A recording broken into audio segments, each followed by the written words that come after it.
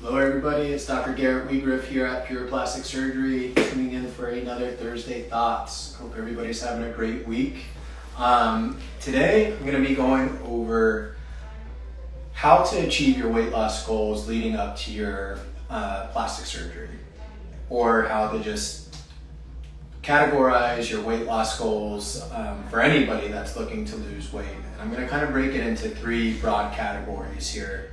And some of this stuff seems like it's simple, but it really does make a difference to hear it again and to actually adopt some of these strategies. So first of all, we're going to kind of break it up by BMI.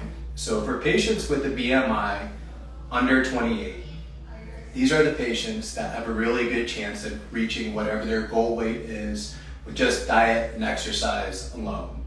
So if your BMI is less than 28, I really think it's obtainable for you to just do this with diet and exercise and discipline on your own. What are some of the strategies to actually help you with this diet and exercise on your own? First of all, start with going to your physician. If you're stagnant in your weight loss, talk to them, make sure they do a full workup to see if there's anything off with your hormone levels or your thyroid function. These things can affect your ability to lose weight, and that's why you may be having difficulties. And after that, you need to talk to the other professionals, which are nutritionists and then personal trainers. So there's lots of people out there that are able to help you with both of these things, and they're easier to find online nowadays, or through Instagram or TikTok. And people can help you virtually. They don't, you don't necessarily need to be in front of someone to get all of these services, but having these people really help hold you accountable to whatever you're doing. And if you're paying for one of these services, it's much more likely that you're going to really abide by what they're telling you because you're paying for the advice. So I think it's really helpful to do those things. When it comes to dieting, I'm not a proponent of any particular diet. In general, I like to promote a higher protein, lower carbohydrate diet.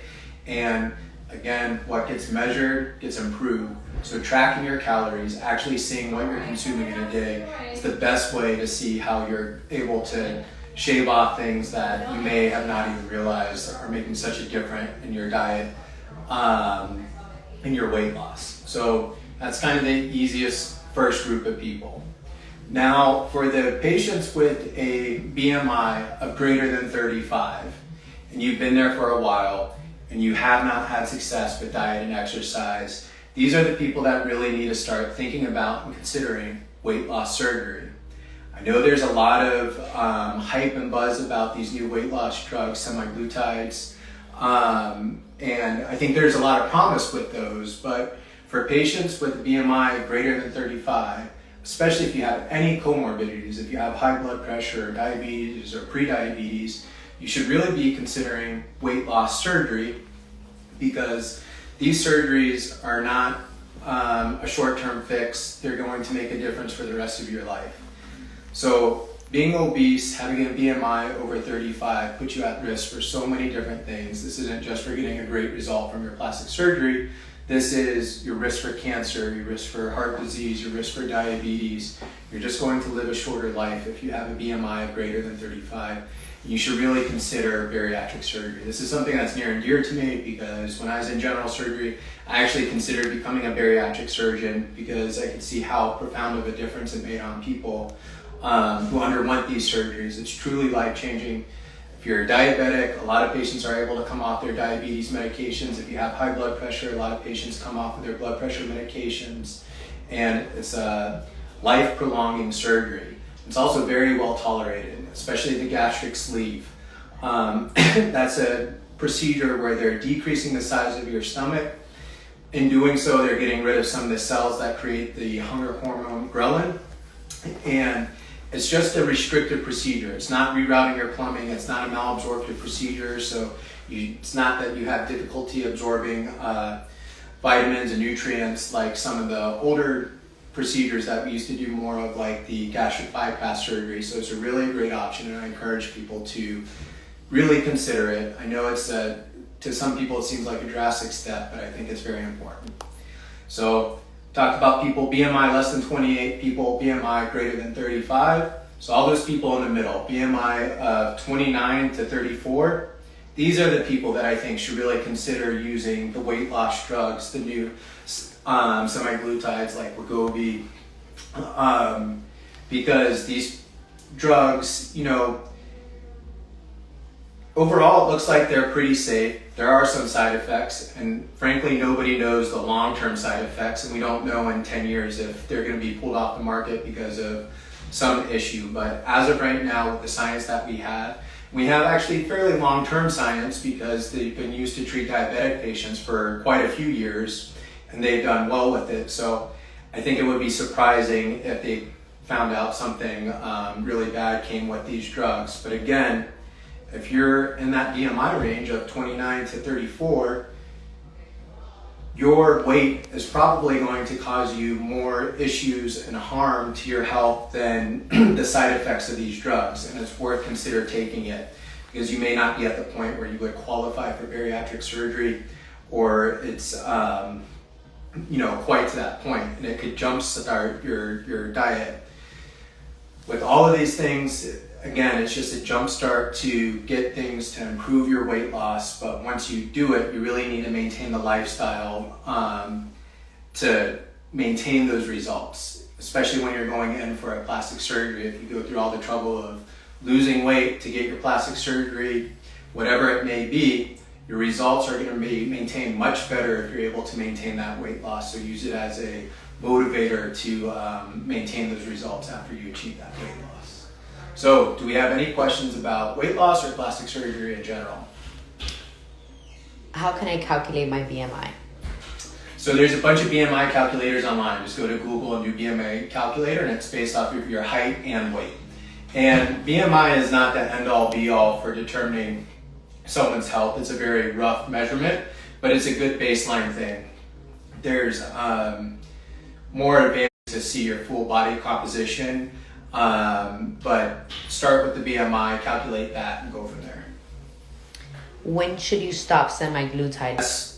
Candidates for having a small amount of skin laxity and improving are patients that are young, less than 30 years old, patients that have good skin quality, have no evidence of stretch marks.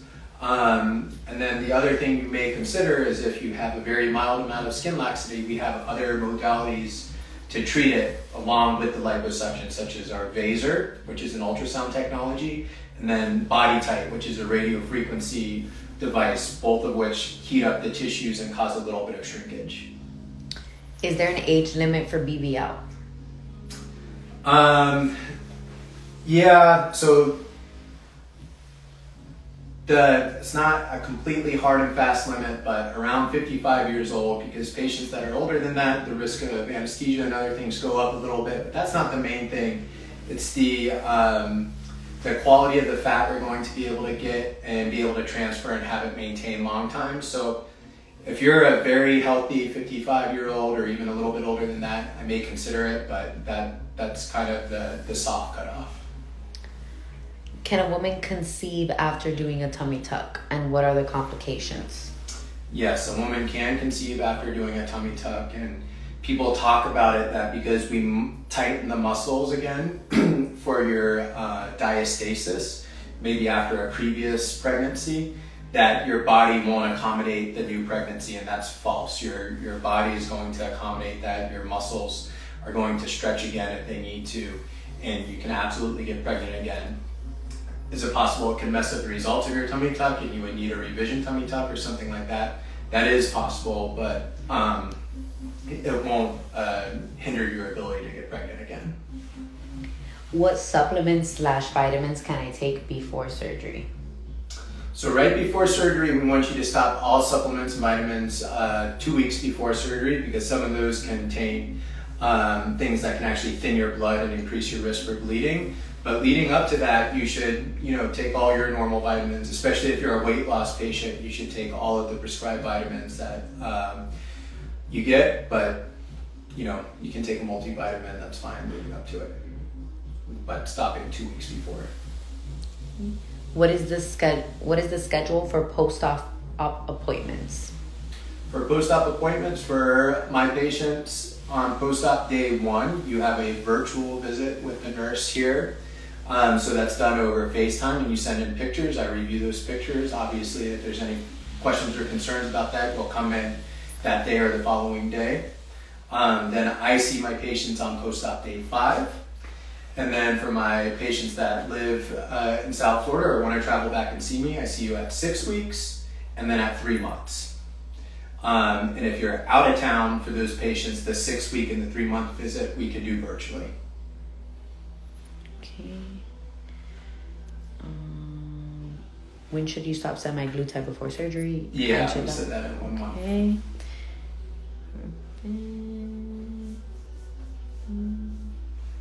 Are you able to take vitamin D? Yeah, again, all vitamins we just stop 2 weeks before, but yes, you can.